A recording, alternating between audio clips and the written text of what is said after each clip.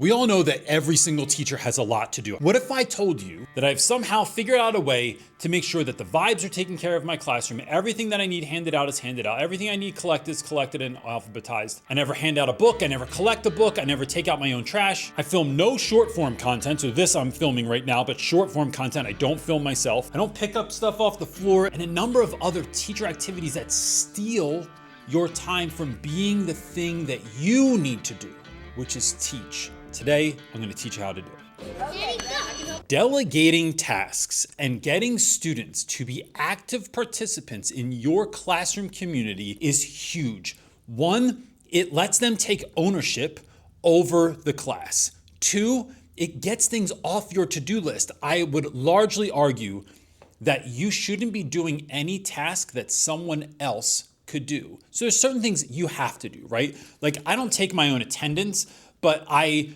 put my own attendance in the computer. But my paper attendance, I have a student do for me first. One, it reminds me to do it. And two, it just gives me a quick snapshot of like who's here. And I'll tell you why I let students do this in a minute, because it's really practical. I have to input grades. I have to grade essays. I have to teach most of the class. But even that, a lot of it is outsourced, because the best way to teach yourself something is to learn how to teach it. So a day in my classroom with delegation on the students' part kind of looks like this. I'm outside greeting students at the door. When they come in, I have Isabel, who I lovingly call my assistant.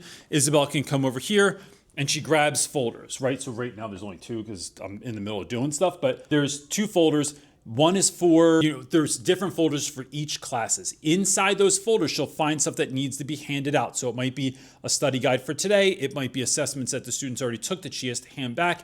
But already, before I even get into the classroom, those things are being given out around the class. As I'm standing outside, I might ask someone to hand out books. All the books are organized on the bookshelf. So if right now we're reading the Odyssey and I don't have students taking copies home, those will then be placed on the desks. So today we have the desks in a circle. Everyone has a copy on their desk, but that was a different student, Pierre, went ahead and put those on everyone's desk. Marley, my daughter, comes in the morning and her job is, she's in charge of vibes for the classroom. And what does that mean? That means that the lamps are turned on, that the Christmas party lights / festival lights, whatever they're called, are on up there. Some days the stars are on, the diffuser's on so that the classroom doesn't smell like teenagers. She's making sure that the footstool's in the right place, the pillows are in the right place. Everything is kind of set up so we have this nice, cool vibe when kids are coming in. They also know that unless I'm filming, these lights are never at full capacity. I actually mark it on the light fixture at where the lights should be set to every day. At a certain point in the year or in the day, I have this trash can down here. I have the world's smallest trash can. I can't seem to find a second one yet, but it gets filled up really quickly. I have Jacob is my trash man, and he takes it to the cafeteria and dumps it into another trash can, right? So that's taken care of and the trash is never overflowing, getting all over my floor. Today we're doing vocab words. And so before I go through my slides, there behind this board, I keep my box, a Vans box that says very neatly on it. It says note cards. Natalie knows to go and grab those. She knows how many cards each kid gets each week, and she hands those out. Again, this is happening before I even get into my classroom each day. Now, I had mentioned that I have a student take attendance. Isabel, my assistant, takes attendance on a piece of paper. Isabel, because she's handing out papers as well, she is noting who's not here.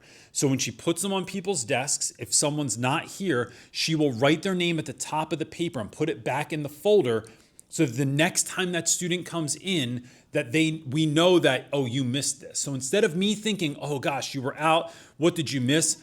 Isabel's already on the case because those papers are already labeled in the class's folder with the student's name on it, so I don't have to think twice about it. And this goes on and on and on. When we collect papers at the end of the day, I have a certain student do that. And then if I need them graded, I have those students alphabetize those papers first. If you have large classes, I have a video on that I'll link up here or down below on how I use the number system to alphabetize those even quicker.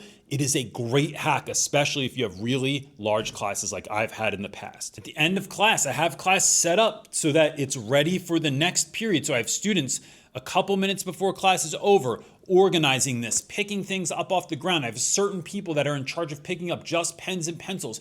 Other kids, I say, hey, if you can grab trash that's around your desk, please do it now. And as long as there's not a liquid in it, I don't even care if you shoot it to the trash can. This can go on and on with tons of things, from the fact that I don't make my own photocopies, and if I do send them from my computer to the copy machine, someone grabs them for me. I don't get stuff from the office that gets delivered. I don't carry boxes in from my car or to my car at the end of the day. And it's not that I can't do any of this stuff myself. It's that, one, I'm telling you, kids love doing stuff. I don't clean my own whiteboards. I have a student that knows where the spray bottle is, where the paper towels are. They know exactly how I like it done because I am a stickler on a very neat whiteboard. They know that when they clean the whiteboard, they also have to wipe off the tray and clean out the little marker thing because I don't want all that nastiness on there also. But these are ways that we raise up young people to help them become active parts of their school community. And then hopefully, that extends to your own community where you live as well. And it's getting things off my to-do list so I can do what I'm meant to do.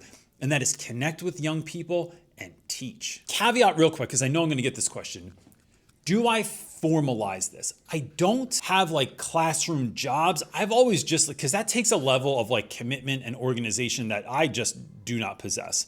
So I just kind of give them out, and then I just nickname people like trash man and assistant and stuff. So, that's just the weird way that I roll. But I have had friends that do formalize this, that change it every week or every month or every quarter, so a student is in charge of that particular thing at that time. I think that works too, but it's more time and energy that I don't have. Maybe if I put a student in charge of it, I'd do it more, but that's actually a really good idea. What are some of your classroom jobs? How are you delegating activities? I'd love to know in the comments below. If you could just leave that, I think it helps everybody out that's watching this to learn from the awesome stuff that you're doing in there. And look, if you haven't done it yet, please hit the subscribe button. It just helps us get to more people. It doesn't mess up anything on your end. Hit the like button and all that YouTube stuff. That's it for this time, gang. Peace.